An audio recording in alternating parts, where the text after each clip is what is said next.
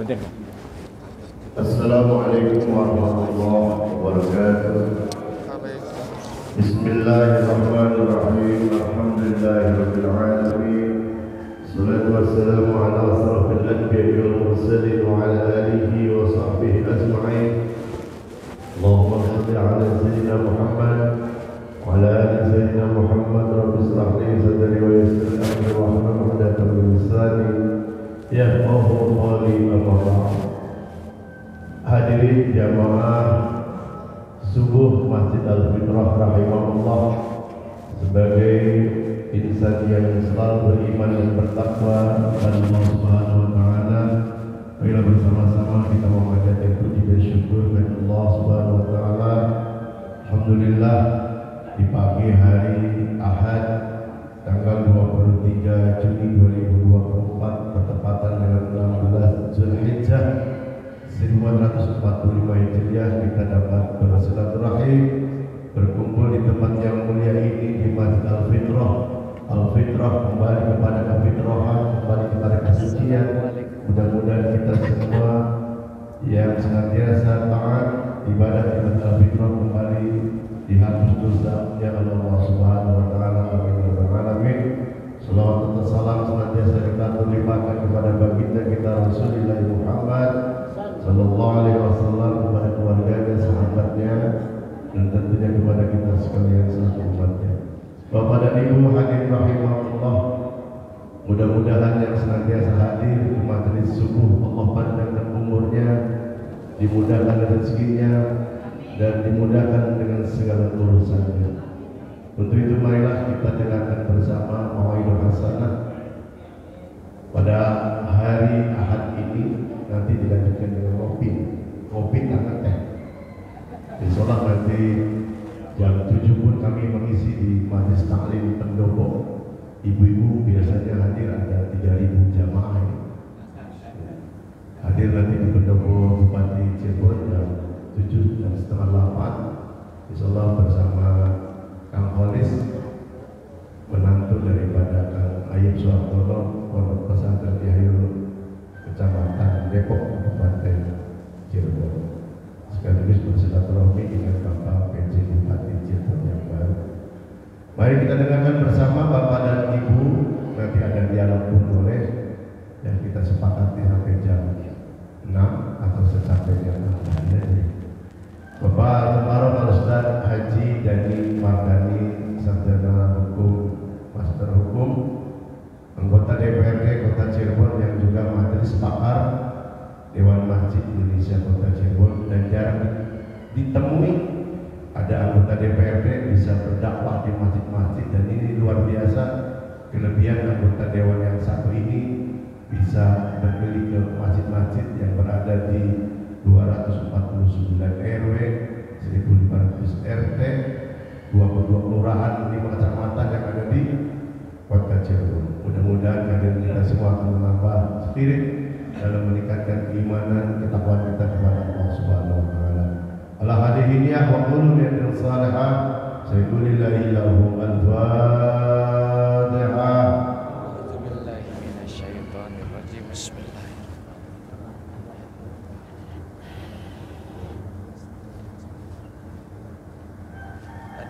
Kasih ngadeg bener lah. Ya, ngadeg dulu. Ngadeg belah ya. Bebas saja. Izin. Bismillahirrahmanirrahim. Assalamualaikum warahmatullahi wabarakatuh.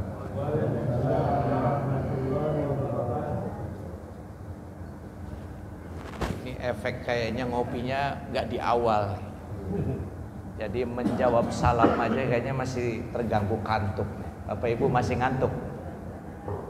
Biasanya sholat subuh ku tur maning.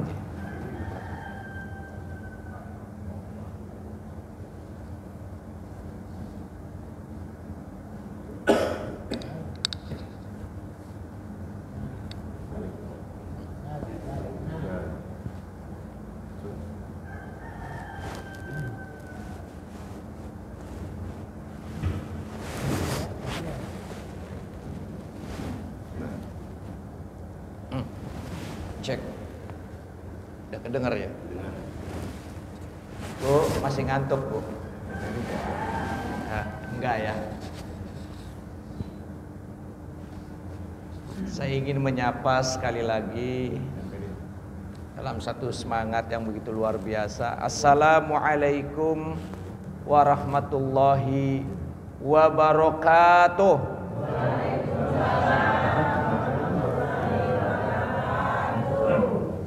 Innallaha yuhibbu 'alal witra. Allah itu menyukai kepada hal-hal yang ganjil. Betul Ustaz ya? Assalamualaikum warahmatullahi wabarakatuh. Waalaikumsalam.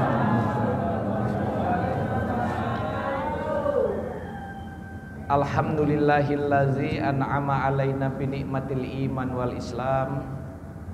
Asyhadu an la ilaha illallah wahdahu la syarikalah wa asyhadu anna Muhammadan abduhu wa rasuluhu la nabiyya ba'da.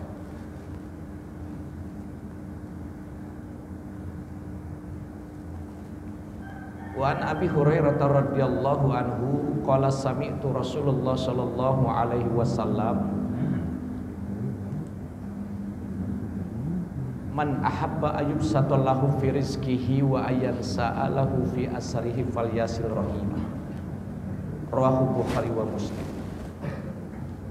Yang saya hormati dan saya banggakan Ketua DMI Kota Cirebon, yakni Bapak Ustadz Didi Sunardi.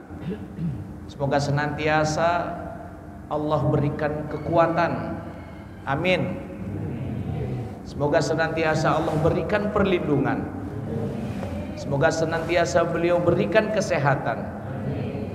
Kemudian semoga senantiasa Allah berikan keistiqomahan untuk bersama kita dalam satu tugas sebagai Ketua Dewan Masjid Indonesia Kota Cirebon. Boleh tepuk tangan yang meriah untuk Ketua DMI Kota Cirebon. Kemudian yang saya hormati dan saya banggakan Ketua DKM Al-Fitrah, yang semoga senantiasa Allah juga berikan kesehatan, semangat untuk terus bersama memakmurkan masjid yang insya Allah penuh rahmat dan berkah ini. Amin. Yang saya hormati dan saya banggakan para jamaah Masjid Al-Fitrah, kemudian Majelis Taklim Al-Fitrah yang begitu luar biasa hari ini, begitu penuh dengan semangat hadir di acara ngopi bareng, ngobrol inspirasi bareng-bareng tentang bagaimana kita memakmurkan masjid yang kita banggakan ini, yang kita cintai ini, yang tentunya semoga Allah berikan rahmat dan penuh keberkahan. Pertama-tama marilah kita senantiasa bersyukur kepada Allah Subhanahu wa taala atas nikmat yang sungguh begitu luar biasa. Apa itu? Yakni nikmat iman dan Islam. Yang dimaksud dengan nikmat iman Islam, nikmat iman dan Islam itu adalah karunia yang begitu luar biasa Allah berikan kepada kita atas sebuah keyakinan kita kepada rukun iman yang kita yakini. Kemudian nikmat Islam yang seperti apa? Tentu nikmat Islam yakni adalah nikmat berupa karunia Allah berikan kepada kita berupa ketaatan kita kepada rukun Islam yang tentu wajib kita jalani. Karena Bapak Ibu sekalian, tanpa dorongan iman dan Islam, rasa-rasanya belum tentu di pagi hari yang penuh berkah ini kita bisa berkumpul bermuajahah di tempat yang penuh berkah ini. Betul tidak? Tanpa kekuatan iman dan Islam, rasa-rasanya tidak sedikit pun ada dorongan kita untuk bisa hadir di sini. Untuk itu patut kita bersyukur kepada Allah Subhanahu wa taala. Allah jadikan kita makhluk pilihan untuk kemudian bisa hadir di masjid yang penuh berkah ini. Jadi Bapak Ibu sekalian yang saya hormati dan saya banggakan, bahwa nikmat iman, nikmat Islam itu adalah nikmat yang begitu luar biasa besar jika dibandingkan dengan nikmat harta, nikmat kekuasaan, nikmat kedudukan. Kenapa? Karena nikmat kedudukan, nikmat harta, nikmat kekuasaan Allah bisa berikan kepada siapapun saja, baik kepada orang yang taat maupun kepada orang yang tidak taat. Tapi kalau nikmat iman dan Islam itu hanya Allah berikan kepada orang-orang pilihan, orang-orang yang hanya dicintai oleh Allah Subhanahu wa ta'ala. Untuk itu mudah-mudahan tentunya berdasar harapan kita semua bahwa kita yang hadir di majelis ini, Bapak Ibu sekalian, digolongkan orang-orang yang mendapatkan cintanya Allah Subhanahu. Amin ya rabbal alamin. Untuk itu ya Allah, kalau di pagi hari ini Engkau turunkan rahmat dan berkah ke muka bumi ini, mudah-mudahan kita digolongkan orang-orang yang mendapatkan keutamaan, keselamatan dan berkah di pagi hari ini. Amin. Kalau Allah turunkan rizki di pagi hari ini, mudah-mudahan kita digolongkan orang-orang yang akan diluaskan rizkinya dengan penuh keberkahan. Kalau Allah turunkan nikmat kesehatan di muka bumi ini, mudah-mudahan kita digolongkan orang-orang yang oleh Allah diberikan nikmat kesehatan, nikmat dijauhkan dari sakit hati, penuh dengki. Kalau Allah turunkan pada pagi hari ini merupakan sebuah ampunan, mudah-mudahan kita digolongkan orang-orang yang mendapatkan ampunan dari Allah Subhanahu wa ta'ala. Jadi Bapak Ibu sekalian, tidak mudah untuk hadir di sini. Mungkin kalau ada warga RW 02 6 Kelurahan Kejaksan ini mungkin bisa 1.500 kakak.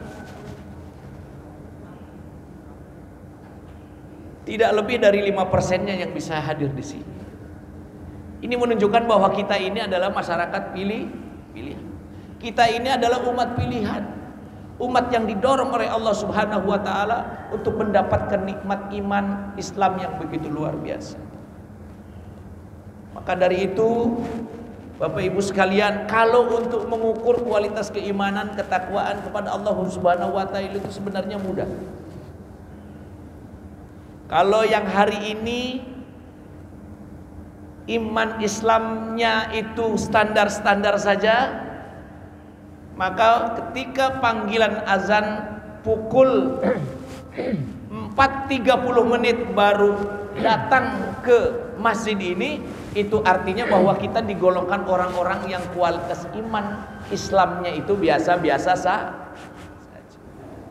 Tapi kalau kita hadir di majelis ini dari sejak jam 3 pagi, kemudian diawali dengan senyum, dengan sholat sunnah, sholat tahajud, berzikir, terus kemudian kita mengawalinya dengan sholat sunnah qobliyah subuh, kemudian dengan sholat subuh.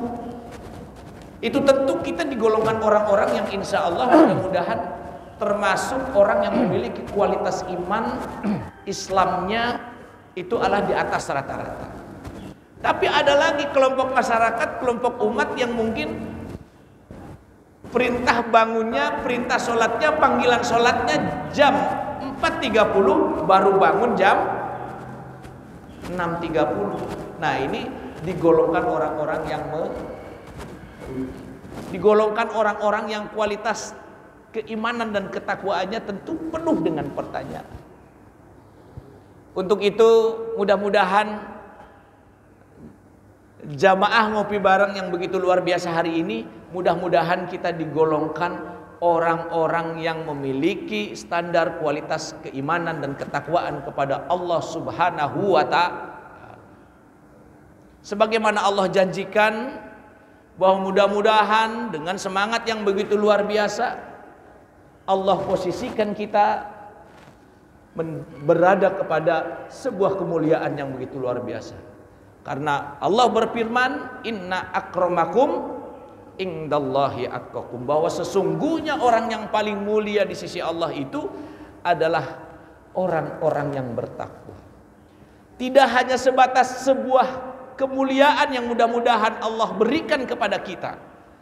Mudah-mudahan dengan kualitas iman takwa kita kepada Allah Subhanahu wa taala, kita juga digolongkan orang-orang yang wa may yattaqillaha yaj'alu makhraja wa yarzuqhu min haitsu la yahtasib. Kita digolongkan orang-orang yang taat kepada Allah Subhanahu wa taala. Di tengah himpit kehidupan yang begitu luar biasa, kita digolongkan orang-orang yang oleh Allah Subhanahu wa taala nantinya selalu diberikan jalan keluar di dalam setiap persoalan yang kita hadapi, dan tentunya mudah-mudahan digolongkan orang-orang yang selalu mendapatkan rizki yang tidak diduga-duga. Amin Allahumma Bu.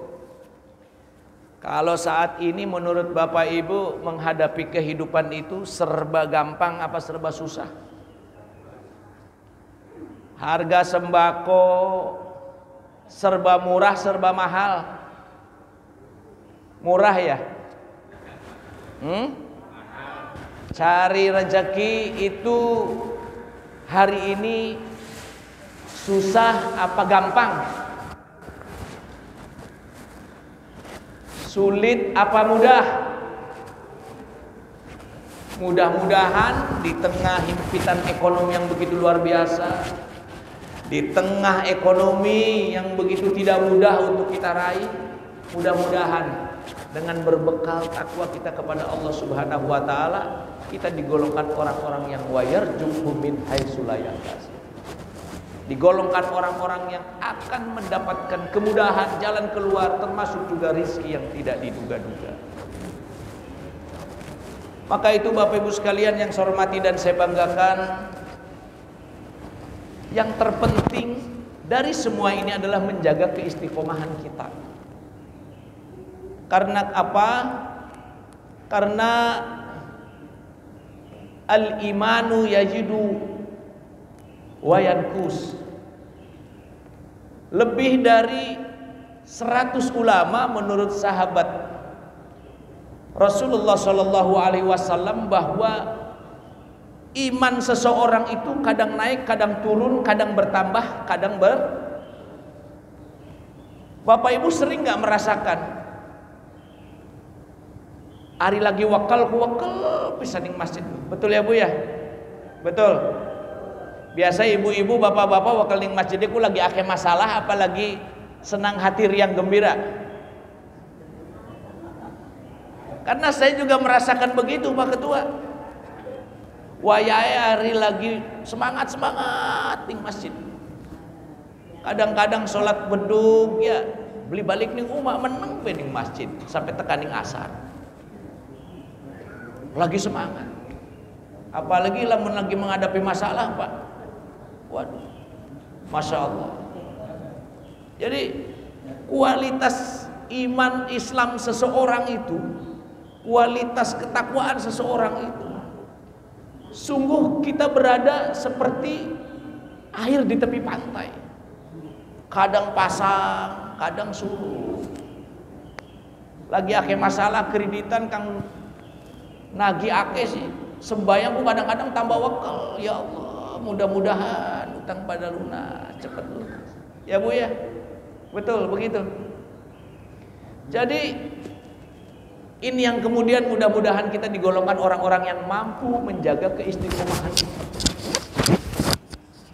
Mudah-mudahan kita digolongkan orang-orang yang insya Allah imannya, Islamnya itu, kualitas ketakwaannya itu mudah-mudahan senantiasa Allah terus tingkatkan lagi. Karena apa? Karena ada satu pengharapan. Tidak hanya saja kita digolongkan orang-orang yang wa may yattaqillaha yaj'alu makhraja wa yarzuqhu min haitsu la yahtasib.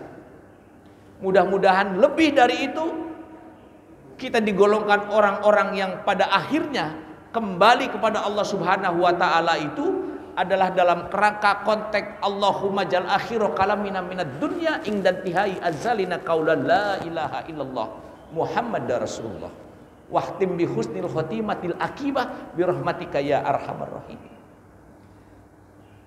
Jadi ukuran kesuksesan kita tidak hanya saja sukses di dunia ini, tapi harapannya adalah pada saat kualitas iman, Islam dan ketakwaan kita kepada Allah Subhanahu wa taala kita bisa jaga secara istiqomah, sukses kita adalah mudah-mudahan kita digolongkan oleh Allah Subhanahu wa taala yang pada saat kembali kepada Allah Subhanahu wa taala dalam keadaan kita bisa melafadzkan kalimat la ilaha illallah Muhammadar Rasulullah. Kita kembali dalam keadaan husnul khatimah. Jamaah Masjid Al-Fitrah yang dirahmati Allah Subhanahu wa taala, kegiatan ini begitu luar biasa dan perlu apresiasi. Karena tidak sebuah masjid, Pak Ketua DMI, Pak Ketua DKM punya kegiatan rutinitas mingguan seperti ini. Saya sudah berkeliling ke beberapa masjid yang memiliki program subuh ngopi bareng. Kemarin mungkin 2 minggu yang lalu saya mengisi kultum, mengisi kuliah subuh, kegiatan seperti ini di daerah RW 5 derajat. Bahkan itu lebih luar biasa lagi, kegiatan kuliah subuh ini tidak hanya dilakukan di satu masjid saja, tapi kegiatan beberapa masjid dan musola dijadikan satu, Pak. Jadi masjid ini selain sebagai kegiatan peribadatan, tempat ritualitas kita sebagai umat Islam, tapi juga masjid juga sebagai sebuah media. Di dalam rangka tidak hanya saja kegiatan ritual, tapi juga kegiatan silaturahim, silatul fikri, dan bahkan lebih dari itu masjid juga sebagai tempat kegiatan silatul amal. Nah, mudah-mudahan kegiatan-kegiatan ini bisa terus berjalan di semua masjid-masjid yang ada. Karena berdasarkan data Kementerian Agama, masjid kota Cirebon itu tidak sedikit. Walaupun tadi luas wilayah kotanya yang hanya 39,42 km, terletak di 5 kecamatan, 22 kelurahan, 250 RW, 1362 RT. Tapi masjid kita begitu luar biasa banyaknya. Ada 303 masjid, satu di antaranya ada Masjid Al-Fitrah ini. Ada kurang lebih 500 sekian puluh musola yang ada di RW yang ada di kota Cirebon. Saya kira kegiatan seperti ini begitu luar biasa, menginspirasi, mudah-mudahan bisa dilaksanakan, bisa diikuti oleh tidak hanya saja masjid, tapi musola-musola yang ada di kota Cirebon. Kenapa? Karena spirit ingsun titip tajuklan fakir miskin itu adalah tidak semata-mata membangun masjid dalam kaitan kepentingan hanya untuk seberapa banyak masjid yang ada di kota Cirebon ini, tapi sebagai seberapa berdaya masjid di kota Cirebon ini bisa melakukan kegiatan aktivitas di dalam rangka program keagamaan. Maka Bapak Ibu sekalian, saya bersyukur sekali di kesempatan hari ini diundang di dalam acara ngopi bareng jamaah Masjid Al-Fitrah. Kenapa? Karena saya termasuk orang yang meyakini sebuah wasilah man ahabba ayyub satallahu fi rizkihi wa ayan sa'alahu fi asarihi fal yasil rahimah. Jadi barang siapa yang ingin diluaskan rizkinya, dipanjangkan umurnya, maka peliharalah silaturahmi. Untuk itu mudah-mudahan Pak Ketua DMI, Ketua DKM, kita semua yang silaturahmi di kesempatan pagi menjelang siang hari ini digolongkan orang-orang yang oleh Allah nanti akan mendapatkan karunia rizki yang begitu luar biasa melimpah. Amin Allahumma amin. Selain itu pula mudah-mudahan Allah juga karuniakan kita semua digolongkan orang-orang yang oleh Allah dipanjangkan umurnya sebagai sebuah wasilah, sebagai sebuah amaliyah kita di dalam menjalankan amaliyah silaturahmi ini. Maka dari itu, ayo kita perkuat spirit silaturahmi ini. Karena apa? Karena seperti yang tadi saya sampaikan, bahwa silaturahmi itu adalah amaliyah yang begitu luar biasa, bisa mendatangkan rezeki dan bahkan memperluas. Saya pernah membaca sebuah artikel dari seorang ahli tasawuf, Muhammad Muta'awwali As-Sa'rawi, menyatakan bahwa rizki itu memiliki 4 klasifikasi atau 4 derajat. Walaupun semua orang berpendapat, berpikir bahwa bicara rizki itu adalah melulu bicara tentang harta benda. Betul ya Bu ya? Karena rata-rata kita kalau berdoa tuh, ya Allah, mudah-mudahan senantiasa Engkau limpahkan rizki kepada hamba. Tapi pikirannya itu selalu berbicara tentang harta benda. Padahal menurut Syekh Muhammad As-Sa'rawi menyatakan bahwa harta benda itu adalah termasuk rizki dengan derajat atau kualifikasi yang paling rendah. Makanya di dalam satu kitab dijelaskan bahwa al-malu huwa adna darajatur rizki, bahwa harta benda itu adalah merupakan rizki yang derajatnya paling rendah. Kenapa? Karena harta benda itu adalah masuk kualifikasi rizki yang siapa saja orang bisa cari. Siapa saja orang bisa cari, baik itu orang taat, baik itu orang tidak taat. Allah kasih rizki berupa harta benda. Maka dari itu harta benda itu adalah masuk kualifikasi rizki yang derajatnya paling rendah. Kemudian yang kedua, ada rizki yang derajatnya lebih tinggi daripada harta benda. Bapak Ibu ada yang tahu? Rizki yang derajatnya lebih tinggi dari harta benda. Apa itu? Wal afiyati a'lad darajatir rizki. Bahwa kesehatan itu adalah merupakan rizki yang derajatnya lebih tinggi daripada harta benda. Jadi kalau di Bapak Ibu ditawarin satu pilihan, kira-kira lebih baik badan sehat tapi nggak punya harta benda, atau kaya raya tapi sakit-sakitan? Kira-kira Bapak Ibu pilih yang mana? Tentunya milih badan sehat, duitnya juga sehat, derajatnya lebih tinggi dari harta benda. Saya punya sahabat, guru, teman, bahkan mungkin sudah seperti orang tua saya sendiri, sakit komplikasi Bapak Ibu di Malaysia. Sekali berobat 1 minggu biayanya 2,5 miliar. 2,5 miliar kira-kira buat Bapak Ibu uang sedikit, uang banyak. Buat bapak-bapak ini 2,5 miliar bisa buat nikah 4 kali Pak. Jadi 2,5 miliar itu bukan uang sedikit. Kayak kalau mau nganggo acara ngopi bareng mungkinan enggak kayak 10 tahun dibeli entok-entok Pak. Jadi betapa mahalnya. 1 minggu 2,5 miliar. Itu berarti bahwa kesehatan itu amat sangat mahal. Makanya derajatnya lebih tinggi. Lebih dari itu Bapak Ibu sekalian, kenapa kesehatan itu penting? Apalah artinya kita punya kekayaan, punya harta benda, punya kekuasaan, kedudukan kalau hidupnya sakit-sakitan. Saya juga punya contoh, ada sahabat saya wisuge bener-bener melintir Pak.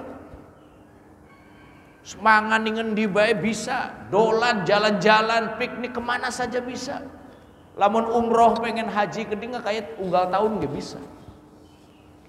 Bapak Ibu tahu rumah makan Sentosa tahu? Bapak-bapak tahu rumah makan Sentosa? Yang di Cipto Bapak Ibu. Itu rumah makan murah, rumah makan mahal. Bapak Ibu pernah ke sana? Mau diajak lagi ke sana mau?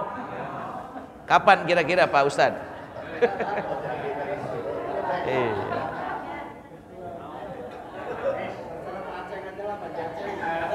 Terserah bendahara DKM konon ya. Mangan duren megan tok 1,5 juta Bu di kono.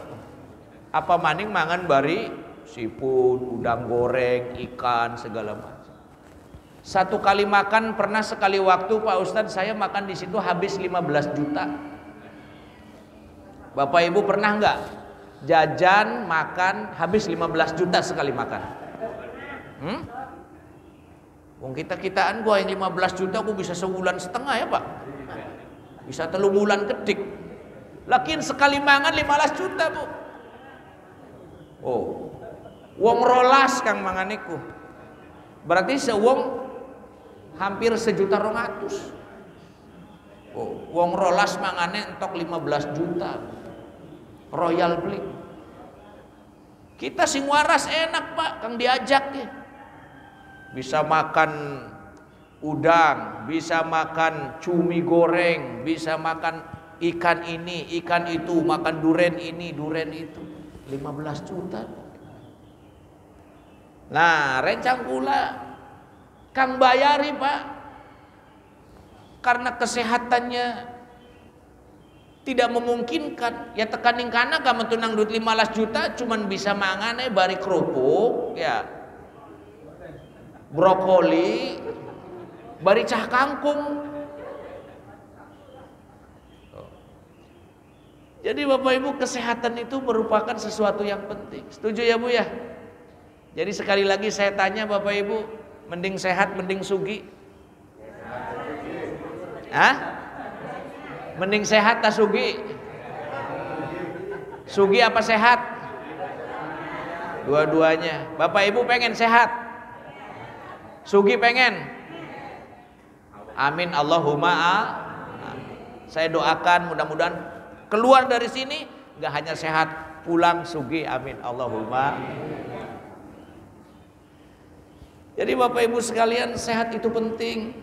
Maka dari itu Bapak Ibu, selain bangun pagi jangan lupa olahraga. Tersenyum pagi. Sehat. Ya. Jadi saya mau nanya Bapak Ibu, kalau yang begitu bangun senyum ada nggak di sini? Hah? Jadi sebagai bentuk rasa syukur kita kepada Allah Subhanahu wa taala, kita masih dikasih panjang umur, dikasih sehat. Begitu bangun tidur, alhamdulillah, terus tersenyum. Pernah begitu Bu? Kira-kira begitu bangun tidur, kira-kira Bapak Ibu biasanya ngapain tuh? Bilang HP ya? Lihat HP. Iya, kadang-kadang kucek-kucek mata. Ayo tersenyum Bapak Ibu. Senyum. Mandi. Datang ke masjid. Habis dari sini olahraga. Ya. Untuk apa? Untuk kesehatan. Karena sehat itu mahal. Kemudian yang ketiga Bapak Ibu sekalian, rizki yang lebih baik, yang lebih utama dari hanya sekedar rizki harta dan rizki kesehatan. Apa itu? Wasolihul abna'u afdolu anwa'ir rizki. Jadi ada rizki yang lebih afdol. Apa itu? Yang lebih utama. Apa itu? Yaitu adalah rizki anak soleh. Bapak Ibu, Cirebon tuh sekarang lagi viral. Viral film apa coba Bu? Hah? Iya. Sekarang Cirebon lu lagi terkenal Pak. Rencang pula kang ning Malaysia, Singapura, Australia, bahkan sing Amerika KWA. Iki ning Cirebon ku lagi rame teman dia aja. Gara-gara film Bapak Ibu sudah nonton sudah? Kira-kira kalau melihat dari film itu bisa kita ambil kesimpulan. Itu kelompok anak-anak soleh apa bukan? Itu adalah kelompok anak-anak yang orang tuanya berhasil atau tidak mendidik anak. Jadi membangun generasi emas yang intelektual, soleh adalah sebuah keniscayaan kalau Indonesia mau maju, Jawa Barat mau maju, kalau kemudian Cirebon mau maju. Maka kalau Cirebon mau maju, spirit yang paling utama adalah bagaimana mewujudkan kota Cirebon yang tidak hanya saja maju dan sejahtera, tapi juga kota Cirebon adalah sebagai kota yang religius. Setuju nggak Bu? Cirebon kota agamis, setuju tidak? Jawab yang kompak dong. Cirebon kota religius, Bapak Ibu setuju nggak? Jawab yang kompak sekali lagi. Cirebon kota religius, setuju nggak? Cirebon maju, setuju? Cirebon sejahtera, maju, setuju? Mudah-mudahan ini adalah sebuah ekspektasi yang kemudian bisa kita jawab di beberapa bulan ke depan ini. Jadi jamaah Masjid Al-Fitrah yang dirahmati Allah Subhanahu wa taala. Tidak sedikit kemarin ada seorang pejabat kepolisian berpangkat AKBP kemudian harus menanggalkan jabatannya karena ulah anak aniaya anak orang lain, bapaknya bela karena anak polisi, anak pejabat. Setelah itu berhenti menjadi seorang pejabat kepolisian. Ada lagi seorang pejabat Direktorat Kementerian Keuangan gara-gara anaknya pamer harta kekayaan, apa yang terjadi? Akhirnya dibidik KPK, berhenti jadi pejabat penting di Kementerian Keuangan. Gara-gara apa itu? Gara-gara anak memang amanah, tapi juga anak bisa menjadi fitnah untuk kita semua. Maka dari itu, semoga senantiasa anak-anak kita, cucu-cucu kita adalah anak dan cucu yang oleh Allah dijadikan anak yang soleh dan soleha. Kenapa Bapak Ibu sekalian, rizki anak soleh itu adalah merupakan rizki yang paling utama. Karena tidak semua orang tuh punya kemampuan mendidik anak, Bapak Ibu. Termasuk saya, kenapa anak saya itu semuanya saya larikan ke pesantren, Pak Ustadz. Satu masuk pesantren, tahun depan saya masukkan ke pesantren lagi. Kenapa? Karena dengan keterbatasan waktu yang saya miliki, saya merasa kurang cukup waktu untuk bisa memberikan perhatian penuh mendidik agama, memberikan pendidikan akhlak kepada anak. Maka saya lebih memilih anak-anak saya keduanya saya masukkan pesantren dengan satu harapan, apalagi kalau bukan ingin menjadikan anak-anak kita ini menjadi anak-anak yang soleh dan soleh. Kira-kira Bapak Ibu kalau punya dua anak, dua cucu badeg, kira-kira pusing nggak Bu? Tidak sedikit ada orang tua yang habis-habisan hartanya gara-gara uangnya untuk nebus anaknya keluar masuk penjara, Bapak Ibu. Tidak sedikit. Tidak sedikit orang tua yang kemudian hartanya habis gara-gara karena kenakalan anaknya, dijual, digadekan. Tidak sedikit. Disekolahkan jauh di sana. Pulang motor entok, laptop di tukunang anyar, didol, beli ure kena judi online. Nauzubillah wa nauzubillah min dzalik. Mudah-mudahan sekali lagi anak cucu kita digolongkan orang-orang yang oleh Allah itu dijadikan anak-anak yang soleh dan soleha. Kemudian yang ketiga, yang keempat, warida rabbil alamina fahuwa tamamur rizki. Ada rizki yang paling sempurna dari ketika rizki yang tadi saya sampaikan. Apa itu? Ridho dari Allah Subhanahu wa ta'ala. Kalau setiap gerak langkah kita semuanya senantiasa atas lindungan serta ridho Allah Subhanahu wa ta'ala, insya Allah mudah-mudahan kita digolongkan oleh Allah Subhanahu wa ta'ala orang yang senantiasa terus berjalan lurus sesuai dengan apa yang diperintahkan oleh Allah Subhanahu wa ta'ala, dan senantiasa kita digolongkan oleh Allah, orang-orang yang senantiasa menjauhi apa-apa yang dilarang oleh Allah Subhanahu wa taala. Jadi Bapak Ibu, kalau Allah sudah ridho, pengen jadi apa saja bisa. Pengen jadi ustadz kayak Pak Ustadz Didi, kalau Allah ridho, Allah pasti berikan kemudahan. Ada yang pengen jadi guru, kepala sekolah, kalau Allah ridho, Allah pasti berikan kemudahan. Bahkan tidak hanya saja kemudahan, tapi Allah juga pasti berikan pertolongan, kemudahan. Kalau Allah menghendaki, Allah meridhoi kita untuk menjadi seorang politisi DPR seperti saya, ya alhamdulillah, Allah berikan kemudahan. 4 kali bapak saya terpilih menjadi anggota DPRD. Kira-kira wong RW 6 anak beli kang jadi anggota DPR 6 kali, 4 kali. Ada enggak? Hah? Beli gampang.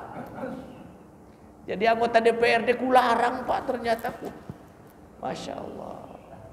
Saya alhamdulillah mengenal Bunda Keti itu sejak saya masih unyu-unyu tuh. Usia saya baru 20 tahun sekian. Masih langsing ya Bunda ya, alhamdulillah. Saya tadi kesempatan hari ini saya ketemu dengan Bunda Keti yang usianya hari ini sudah 80 tahun lebih. Jadi kalau Allah sudah kasih keridhaan, apapun yang kita inginkan, apapun yang kita kehendaki, bahkan kalau Allah sudah ridho, yang baru ada dalam pikiran kita saja, Allah pasti setujui, Allah pasti kabulkan, Allah pasti berikan. Maka untuk itu dengan cara apa supaya keridhaan Allah itu datang? Seperti yang tadi yang saya sampaikan, apa itu? Meningkatkan kualitas ketakwaan kita kepada Allah Subhanahu wa taala. Untuk menjaga kualitas ketakwaan kita kepada Allah Subhanahu wa taala. Ayo, kita jadikan momentum kita untuk terus berhubung dengan Allah. Al-Baqarah 152 memberikan satu pembelajaran pada kita. Fadhkuruni adhkurkum washkuruli wala takfurun. Ada satu syair indah dari Allah yang begitu luar biasa. Jika engkau simpan namaku dalam hatimu, kata Allah, maka aku pun akan menyimpan namamu dalam hatiku. Jika engkau mengingat kepadaku, kata Allah, maka aku pun akan mengingatmu, kata Allah. Bahkan dalam satu tafsir Ibnu Katsir dijelaskan, fadhkuruni adhkurkum itu tidak hanya sekedar sebuah amaliyah kita mengingat kepada Allah terus kemudian kan mendatangkan pahala. Tapi lebih dari itu, Allah pasti akan turunkan pertolongan. Allah turunkan rizki yang penuh dengan keberkahan. Setelah itu dilanjutkan dengan waskuruli wala takfurun. Bersyukur kepada Allah Subhanahu wa taala dan jangan sekali-kali kita kufur atas segala nikmat yang Allah berikan. Wa ta'addana rabbukum la in syakartum la azidannakum wa la in kafartum inna azabi lasyadid. Kemudian yang kedua, Bapak Ibu sekalian yang saya hormati dan saya banggakan, jamaah yang dirahmati Allah Subhanahu wa taala, selain silaturahmi di kesempatan hari ini, Allah datangkan rezeki pada kita. Mudah-mudahan kita digolongkan oleh Allah Subhanahu wa taala yang dipanjangkan umurnya. Amin Allahumma. Bapak Ibu, kalau saya tanya, Bapak Ibu lebih memilih ingin umur panjang, umur pendek? Bu, umur panjang, umur pendek? Umur panjang dan berkah. Jadi saya pernah membaca satu risalah yang disampaikan oleh Rasulullah SAW, bahwa umur umatku itu antara 60 sampai 70 tahun. Betul begitu? Bicara soal umur sebenarnya bukan bicara soal angka-angka. Karena satu di antara yang nanti oleh Allah akan dimintai pertanggungjawaban, Bapak Ibu sekalian, satu di antaranya adalah umur kita ini dipergunakan untuk apa? Maka kata Rasulullah SAW, bahwa sebaik-baiknya umatku itu adalah yang panjang umurnya dan tentu juga baik amal perbuatan. Maka beruntung hari ini seperti Bunda Kety, Pak Ketua DKM, di usianya yang begitu luar biasa, Allah berikan keberkahan, masih berikan kesehatan, diberikan kesempatan untuk bisa hadir di majlis yang penuh rahmat dan berkah ini. Jadi kalau ditawari Bapak Ibu umur panjang, kira-kira Bapak Ibu 200 tahun cukup nggak? Bu, saya tanya sekali lagi, pengen umur panjang? Hah? Bapak-bapak pengen umur panjang? 200 tahun cukup? Saya ngelihat di sebuah pemberitaan, wong umur 175 tahun wis ngatang-ngatang bae, Pak. Wis beli bisa apa-apa. Boro-boro diajak jalan-jalan ning Grage ning CSB. Diajak ngebasokin kayak si nyokote wis beli kuat ya. Makanya di beberapa dekade terakhir ini saya kira usia 60-70 tahun itu adalah usia yang cukup. Makanya begitu luar biasa Bunda Kety yang memiliki kehidupan yang begitu luar biasa indah. Beliau seorang guru yang oleh Allah diberikan kelebihan, tidak hanya saja hidupnya penuh keberkahan, tapi juga diberikan umur panjang. Karena di usia-usia 80 punjul Pak Us jarang segitu. Sok sekarang saya mau nanya, selain Ibu Bunda Kety ada nggak yang usianya 80 tahun? Ada nggak? Nggak ada. Karena sudah jarang. Nenek saya itu usianya Bapak Ibu sudah 96 tahun. Kemarin ulang tahun terakhir 96 tahun. Saya berdoa barakallahu fi umrik, mudah-mudahan Allah berikan keberkahan dan dipanjangkan umurnya. Apa jawaban nenek saya? Udah cukup, pegel, selaka bature 96 tahun. Jadi dari sekian perayaan ulang tahun, saya mendoakan orang panjang umur baru kemarin tuh. Merayakan ulang tahun nenek saya, didoain panjang umur, udah cukup katanya. Us kedawan 96 tahun itu udah kedawan. Us pegel wis laka bature wis. Iya. Dan yang terakhir, Bapak Ibu sekalian yang saya hormati dan saya banggakan, mudah-mudahan nanti ada diskusi tentang program-program Masjid Al-Fitrah yang begitu luar biasa hari ini. Saya hari ini menyampaikan dalam kapasitas sebagai penyelenggara pemerintahan nih Pak Ustadz.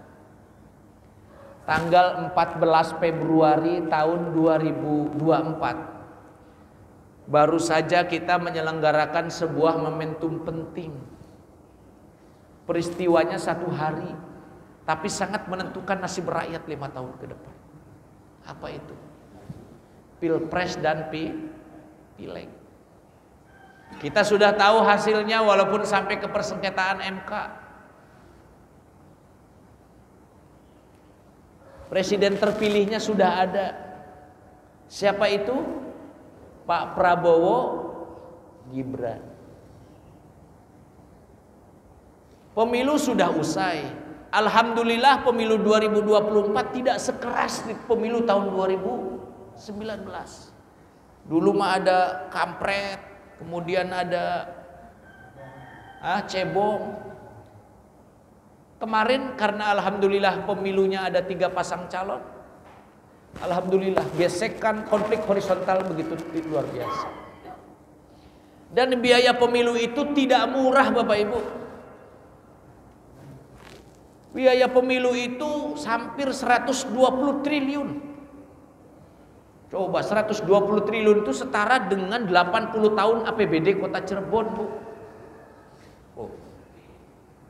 80 tahun APBD Kota Cirebon.